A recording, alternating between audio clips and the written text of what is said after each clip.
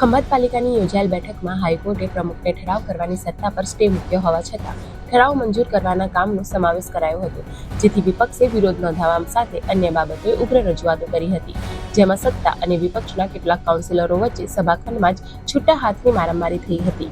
સભામાં મારામારી મામલે પાલિકાના ચીફ ઓફિસર કૃણાલ પટેલે કાઉન્સિલરો નીતિનભાઈ બ્રહ્મભટ્ટ, ચંદુભાઈ કડિયા, ઇફ્તેખાર યમની અને હંસાબેન રાણા સામે ફરિયાદ નોંધાવી છે। પોલીસે બીએનએસની કલમો હેઠળ ચારેય કાઉન્સિલરો સામે ગુનો દાખલ કર્યો છે।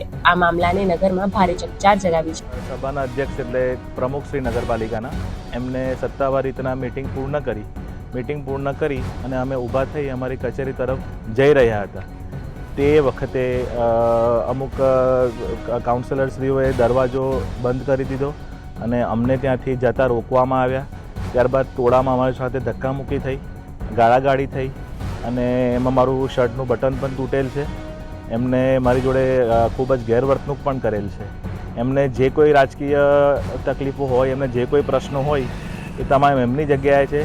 એમને મારી ઉપર હાથ ઉપાડવાનો કે મારી વિરુદ્ધ આ પ્રકારે હાથ ચલાકી કરવાનો કોઈ અધિકાર નથી।